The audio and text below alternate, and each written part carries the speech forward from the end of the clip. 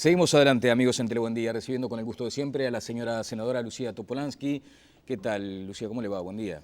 Buen día, venimos bajo lluvia. Sí, a pesar de estaba complicado, Sí, ¿no? estaba. Más allá de que se hacía necesaria la lluvia, pero bueno, a 100 veces toda junta es brava. milímetros en el pluviómetro que tengo en mi casa, 100 milímetros en la otra tanda de lluvia, así que ahora no sé cuántos marcará para Sí, esta tanda. bueno, y nos decía Nubel Cisneros que además los suelos se saturan y hay riesgo de Exactamente. inundaciones, está complicado, ¿no? La ruta tiene, además el problema en las ciudades es el plástico, las bolsas y las botellas que saturan las Boca Tormenta y hay lagos por todos lados. Sí, está complicado. La angustia, por ejemplo, obviamente cuando ve a esa gente padeciendo las circunstancias de estas inundaciones, a veces se dice, bueno, hay gente como que está olvidada en algunas zonas de Montevideo. El plan de viviendas del gobierno, que fue anunciado en su momento como una idea fuerza, Se está ¿fracasó desde su punto de marchando vista? muy bien. ¿Sí? Lo que pasa es que los planes de vivienda, los tiempos de la construcción, no son los tiempos de otros rubros. Usted habrá visto que constantemente primero se recuperaron 77.000 carteras del Banco Hipotecario. Es decir, no hay un corte de cinta en cada cartera recuperada, pero son 77.000. Es decir, gente que estaba para quedarse en la calle, cuya situación se buscó una fórmula para que pudiera quedarse en su vivienda y pagar. Después se han recuperado viviendas que estaban vacías, producto de lo que fue la desastrosa gestión del Banco Hipotecario hasta que llegó el Frente Amplio. Usted vio que cada tanto la agencia de vivienda hace esos sorteos. Yo no tengo la suma, pero son un montón que se han sorteado.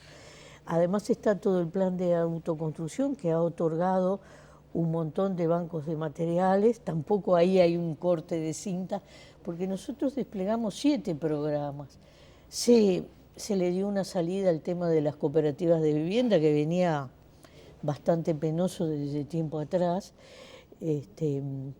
Y hay varias viviendas entregadas del plan juntos, es decir, se camina. Yo creo que esto se va a ver, cuando termine el periodo se va a ver el número general. No es, hago un barrio de módulos evolutivos, de viviendas de un solo dormitorio, aunque la familia tenga 10 personas, corto la cinta y ya. No es así. Claro. Ahora, ¿cómo interpreta cuando las voces nacen del propio Frente Amplio reclamando mayor agilidad para la construcción de viviendas, por ejemplo, de viviendas sociales, ¿no? No, en la ley de viviendas sociales se aprobó la ley, que no era sencilla, y hay 40 proyectos en marcha, de los cuales algunos ya están siendo habitados. La mayoría son en el interior, además. Y además la ley le dio oportunidad a pequeñas empresas. Porque, ojo, la industria de la construcción está al tope. Hemos tenido llamados desiertos, tanto en el tema de otras obras del Estado como en las de vivienda. Entonces, hay comentarios por falta de información, más bien, porque Falta de información y tal vez de yo comunicación en interno. estuve, por ejemplo, en Artigas hace unos meses y vi 50 viviendas del Plan Juntos terminadas. Ahora, no es falta de comunicación, simplemente no se selecciona en los titulares algunas viviendas, pienso noticias como las más importantes. Claro, pero por ejemplo, entonces, ¿qué le respondemos al senador Rafael Michelini cuando entiende, con una mirada muy crítica, que hay talenteo, que hay improvisación, como lo ha dicho, por ejemplo, en la reunión que tuvo ayer, de cara al Congreso Nacional que tendrá el nuevo espacio? ¿En relación a la vivienda? En relación a varios aspectos, la educación, la seguridad, la vivienda. Bueno, es problema de Rafael. Yo lo quiero mucho, es un compañero de bancada, pero en eso tengo una visión distinta. Yo creo que si de algún gobierno no se puede decir que hay talenteo, es de este. Lo que sí se puede decir es que hay responsabilidad. Y cuando las cosas se hacen con responsabilidad, a veces los tiempos pueden ser que sean un poco más largos. No digo que no, pero son más seguros. Al país creo que le está yendo bien y hay cosas que que se han ido solucionando, que estaban de mucho tiempo atrás. Y el tema de la vivienda es uno. Es un senador, un colega suyo, que está cercano hasta físicamente en el Senado. ¿Por qué entonces usted considera que hay este tipo de manifestaciones? Porque además son términos duros, ¿no? La política tiene estas cosas. El Frente Amplio es en realidad un frente, que es la diferencia entre frente y partido, ¿no? Y que su gran riqueza es la multiplicidad de miradas, y su gran sabiduría es tener un programa y un acuerdo político. ¿Pero la diversidad usted incluye la descalificación? No, yo no incluyo, y yo no leí las declaraciones de Rafael, así que... No es un documento, además, bueno, interno. No lo leí, pero creo que si está en los términos que usted plantea, sé que se equivocó. Y se equivocó porque él ahora en realidad ya no pertenece tanto a su grupo, sino más bien a todo el Frente Amplio por ser vicepresidente. A ver, explíqueme un poco más eso. Sí, nosotros tenemos en este momento 4 compañeros, nuestra presidenta, Mónica San Javier, que fue electa por la gente, y por más que su origen sea socialista, le pertenece a la totalidad del Frente Amplio, y un plenario nombró 3 vicepresidentes, que son el equipo de Mónica y que también en realidad le pertenecen a todo el Frente Amplio. Claro, usted dice que con su actual investidura debería cuidarse o Debería cuidar que su grupo no tuviera ese tipo de... Debería cuidar un poco porque en realidad así cuando uno tiene una responsabilidad que trasciende su sector político, y tiene que cuidar algunas cosas. De todos modos, no sé cuáles fueron las razones, después que lea el documento y hable con Rafael veré. Pero, ¿En qué medida? Pero me parece que no va por ahí la cosa, es un poco chiquito ir por ahí. Creo que es un poco chiquita la mirada política que tiene. Y la mirada política, porque nosotros que somos el sector más grande del Frente Amplio, tanto en el gobierno de Tabaré como en hemos colaborado con cantidad de cosas. A veces uno puede no entender una medida de gobierno, incluso no compartirla, pero es parte de un juego colectivo. Y cuando hay un juego colectivo, y siempre hay que ceder algo para avanzar algo, es así. Claro. Un sector que perdió fuerzas, Lucía, en la última elección del Frente Amplio. Sí, perdimos votos, seguimos siendo el primer sector, el más votado. Pero muy emparejadito con el Frente Libre Sereñi. Sí, primero nosotros en realidad casi que nos fuimos como espacio 609, porque quienes integran el espacio 609 nos pidieron para marcar sus votos, y era razonable, porque es bueno que uno saber... en realidad casi que fue una votación sola del MPP, fuimos nada más que con algunas figuras, algunos sectores muy menores. Además, algunos sectores que estaban con nosotros en la elección del 2006 ya no están, como el caso de la KPL. Entonces todo eso, ahora si usted suma después los numeritos, sacamos lo mismo. Sobre numeritos, por ejemplo, ¿cómo leyó la encuesta que marca una caída en la popularidad del presidente Mujica?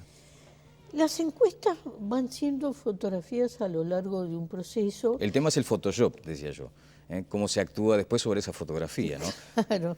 Está bien, son mediciones que ahora cada vez hay mayores técnicas para realizarlos. Y bueno, y que son indicadores, no son absolutos. Esa medición, no sé exactamente cómo fue la pregunta y si esto fue el momento de algún anuncio, de algún problema, porque a veces coinciden factores subjetivos. Bueno, hay una asociación de esa caída con haber planteado este debate sobre la legalización de la marihuana. Yo le decía en una entrevista anterior a usted, si no estaba muy verde el debate como para lanzarlo, o el proyecto. Es que el debate cuando se empieza, cualquier debate siempre está verde, cuando empieza un debate. En este caso es de altísima sensibilidad. Cuando un debate termina, se verá si maduró, pero el debate recién empieza. Sí, yo sé que es de altísima sensibilidad. Y empieza tambaleando el debate además, ¿no? No creo. porque hay una comisión del Parlamento que hace más de un año que está trabajando, el proyecto fue a esa comisión, ahora la tarea que tienen los diputados es compatibilizar los proyectos y elaborar un proyecto resultante. Esa es la tarea. Y ahora, en esa tarea ellos tienen que recibir a la comunidad. Yo, que ando mucho por la realidad, siento que hay un clamor de mucha gente que pide a gritos que ayudemos,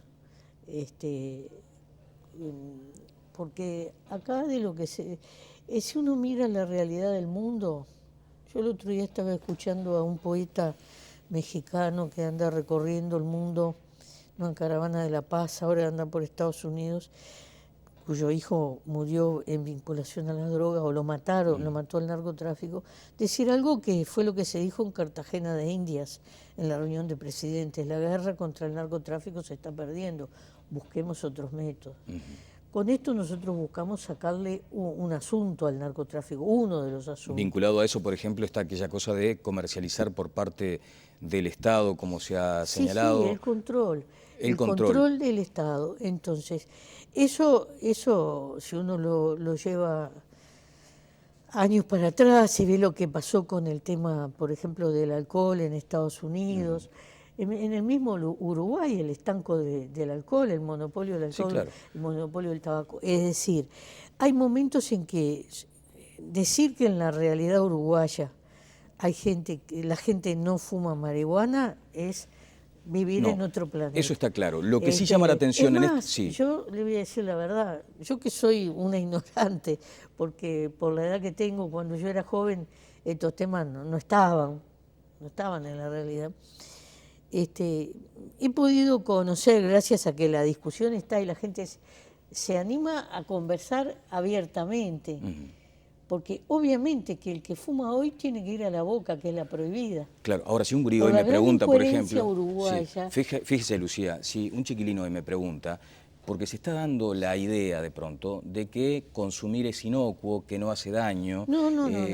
Pero eso puede llegar a ser lo que se transmite hoy. Todo en la vida tiene sus límites.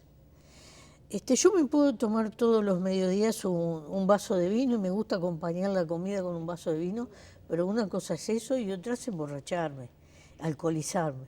Son dos cosas, que es uno de los problemas más graves que tiene el Uruguay. Entonces, si un botija joven me pregunta si puede tomar un vaso de vino, yo no le voy a decir que no. Lo que yo le tengo que explicar es que los límites, cuáles son los límites y por qué no sirve.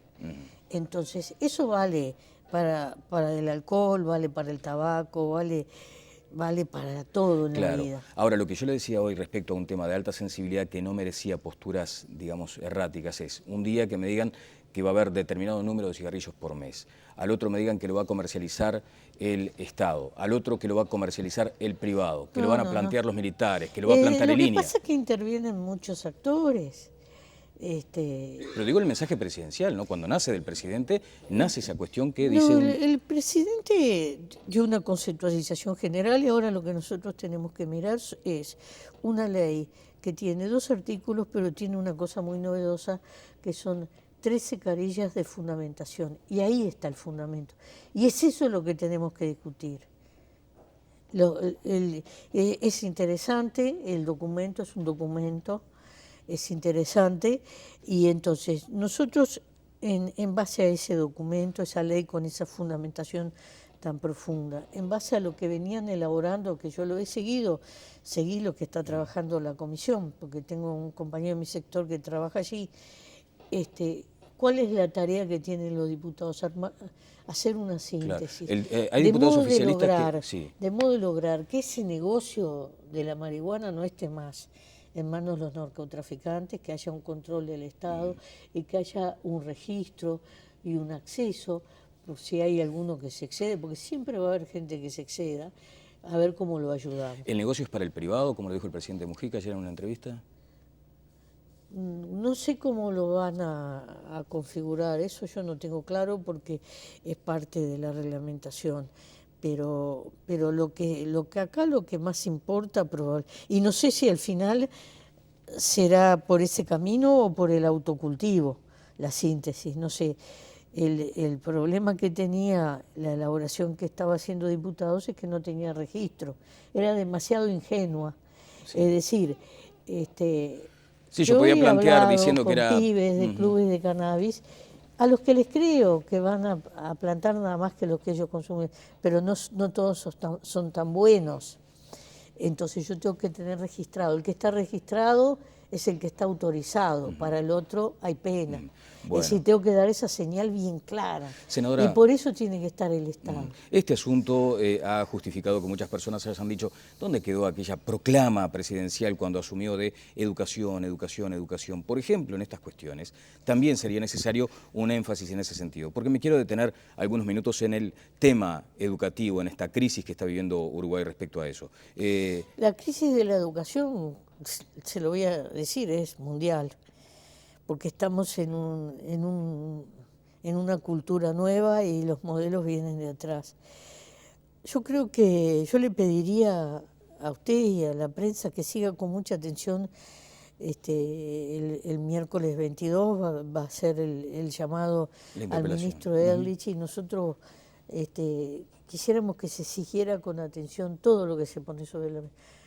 Yo estuve viernes, sábado y domingo leyendo papeles y estudiando y organizando mi intervención en esa sesión, y hay como algo deliberado en invisibilizar, hacer invisible una cantidad de cosas importantes que suceden en la ¿Pero cuáles, educación. por ejemplo? Primero, que los estándares han venido mejorando todos, eso es así, lo da la encuesta continua de hogares y demás. Se han realizado 761, no tengo el número acá de memoria en la cabeza, obras, es decir, el escándalo está cuando hay uno, dos, no llegaron a 50, en 2.800 locales.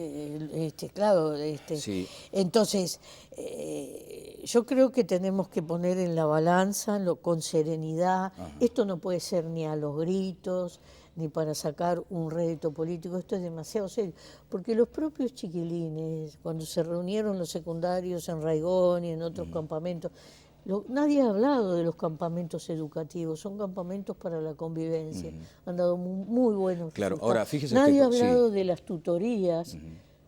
Todos los chiquilines que están trabajando con tutorías han tenido excelentes resultados. Es decir, nadie ha hablado, porque hay un montón, una lista enorme. Claro. De Ahora, cuando los programas. parámetros internacionales nos instalan allá, debajo de la tabla, ¿no? En la profundidad abismal muchas veces de esas no evaluaciones. instalan, no están así, estamos solo detrás de Chile en algunas cosas. Y bastante más abajo en otras. Y, por ejemplo, en lo que tiene que ver con deserción, con repetición. No, pero todos esos números se han mejorado y ahora lo va a demostrar el ministro. Lo que pasa es que en medio de tal griterío no se escuchan las realidades. Primaria prácticamente no tiene deserción. ¿Se ha dicho eso? No, claro, pero la clave es secundaria, ¿no? Que es ese Bueno, anclaje con... Pero secundaria, que se universalizó. Yo estuve repasando algunos conceptos fantásticos de lo que era el pensamiento de Julio Castro para preparar esto. Sí. Y él decía, cuando universalizamos secundaria tenemos que saber. Porque antes secundaria, que era, seleccionaba a los excelentes, que eran los que iban a ir a la universidad, y dejaba por el camino todo el resto. Ahora no. Ahora nosotros tratamos de que todos estén incluidos. Eso hace que la complejidad sea otra. Entonces no la podemos tratar con superficialidad. Lucía, usted le dijo el otro día a los colegas del Espectador que le gustaría que desapareciera el Codicen. ¿Fue en esos términos concretos? Mire, estamos discutiendo en la comisión del Senado una ley que envió el Poder Ejecutivo para otorgarle autonomía a la UTU. Esa ley no tiene los votos porque la autonomía precisa 2/3 de votos. Pero nos llevó a una discusión muy interesante en la que ahí sí, en el seno de la comisión, sin prensa, la gente razonó todos los partidos presentes, y lamento que no estuviera el Partido Independiente porque hubiera sido un aporte más. Y las autoridades del CODICEN razonamos sobre dónde están los nodos, e incluso los sindicatos. Los nodos y los nudos. Bueno, Claro, eso... sí, los nudos que nos traban. Y, y habíamos unos cuantos que pensábamos que esa excesiva centralidad, la centralidad que genera ese embudo que genera el CODICEN, enlentece, no permite la descentralización porque por un lado se habla de darle autonomía a los centros, pero cuando hablamos de la autonomía de las patas, de la enseñanza, que es lo que yo quiero, yo pienso que deberíamos tener una autonomía en UTU como era antes, una autonomía en primaria, una autonomía en secundaria, con una fuerte coordinación para que el sistema educativo funcione como sistema, pero si primaria se quiere aliar con UDELAR por un tema, se alíe, si secundaria se quiere aliar con UTU por otro tema, se alíe, es decir, todos los vasos comunes. Y para eso la figura del CODICEN, desde mi punto de vista, sobra. Hace 30 años que está, hay que evaluarla, y en los 30 años ha sido siempre un obstáculo. Tienen mayoría e iniciativa, fíjese, qué dos elementos. Tienen la iniciativa para hacerlo y la mayoría en el Parlamento, que a veces parece que no les resulta, ¿no? No es por eso, porque para poder autonomizar las patas precisamos mayoría especial. No podemos hacerlo solo. Fíjese el otro día, por ejemplo. Entonces nosotros seguramente vamos a ir por el camino de fortalecer las tres, es decir, esa ley la vamos a transformar para fortalecer con más tareas, en este caso la UTU, pero puede haber una ley similar para primaria y secundaria, de modo de realmente que el CODICEN deje de ser un embudo. No puede ser que el arquitecto del CODICEN tenga que ir a una escuela para definir si cambio unas persianas, como me planteaba el otro día una directora. No, eso tiene que ser autónomo de primaria y es más, tiene que ser autónomo del centro. El otro día el presidente de la República estuvo con Ignacio de Posadas, ex ministro de Economía del Partido Nacional, y entendió que era buena la idea de que los privados también pudieran aportar a este proceso, de pronto dando cursos de magisterio, formando a futuros docentes. Nosotros estamos trabajando en la creación de un organismo, APACET es la sigla, es para certificar a las instituciones privadas. Esa ley no está aprobada todavía. Y esto es muy importante porque no queremos que se nos repita aquello tan penoso que sucedió con el Instituto de Punta del Este, que después dejó colgados del pincel a una cantidad de chiquilines que sin comerla ni beberla se creyeron lo que el instituto les vendió. Y finalmente tuvimos que hacer una cantidad de cosas para poder salvarles lo que estaban haciendo. Entonces, en ese marco, con certificaciones, es posible. Y estándares, nosotros no nos negamos a nada. Yo lo que estoy proponiendo, estoy diciendo es, bueno, ese organismo, revisémoslos. Para mí es ocioso, yo si estuvieran dentro de sus posibilidades. Y a mí no me importa estar en minoría en estas cosas, porque las ideas caminan lento en la vida. Yo cuando empecé a predicar, que todavía no tengo mayorías, que me gustaría un parlamento unicameral, éramos muy pocos, pero ahora estoy descubriendo que cada vez hay más en la realidad. Entonces las ideas van madurando. Yo estoy convencida que si nosotros al maestro Florita, al profesor Tineto, al profesor Neto, les damos ese marco de autonomía fuerte, implementamos una coordinación ágil, le vamos a dar un salto desde el punto de vista de todas esas pequeñas cosas que nos traban y que hacen al sustento. Ahora, el presidente de la República, ¿no?, en su investidura como máxima magistratura, dice, vamos a recuperar las clases a fin de año. Sí, está bien, yo estoy de acuerdo. Que está bien, pero ¿y qué pasa? Que justamente a veces en los mandos medios, en aquellas jerarquías que tienen autonomía, se le dice, no, mira que esto no es posible, Usted sabe que hay una cosa que se llama burocracia.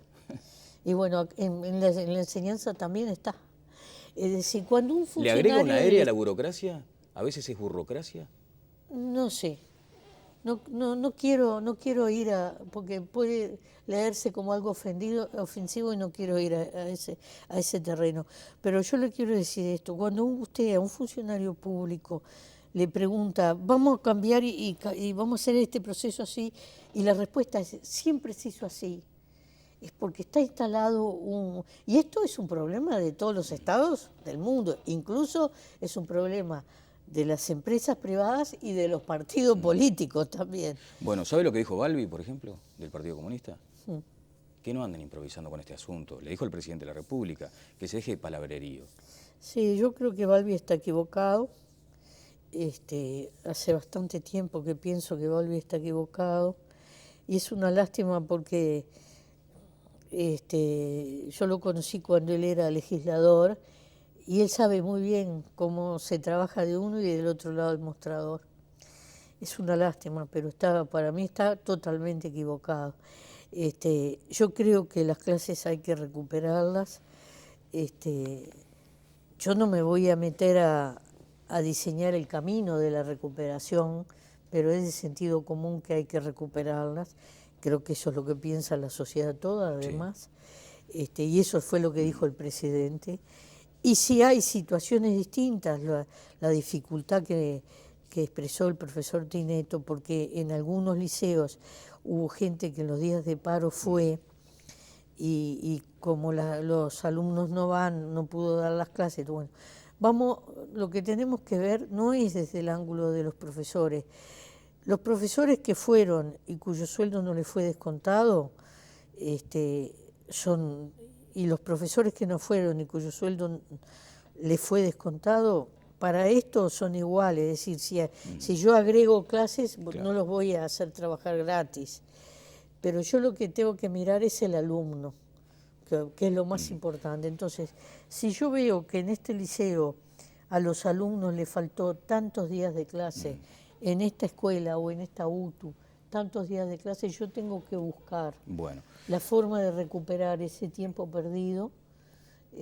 Bueno, que no se nos vaya el año en este debate, ¿no? Es lo que uno pide también. No, esto no debe ser motivo de debate tampoco. Bueno, por eso, el presidente manda y... No, fue una reflexión que hizo el presidente, que yo creo que tiene que, el CODICET justamente tiene que hacer la suya e implementarla, o cada una de las patas. Está bien. Bueno, Lucía, le quiero agradecer. ¿Cómo se siente estar casada con el mejor presidente del mundo? Dice una publicación internacional.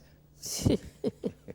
No sé ni lo que es esa publicación. Bueno, dicen justamente esas cuestiones, ¿no? Su modo de vida, en fin. Hay una imprecisión histórica que siempre se termina transformando luego en esa especie de chisporroteo con la oposición. Allí dicen, bueno, combatió a la dictadura cuando era Tupamaro. Cuando asoma la dictadura, Mujica estaba preso.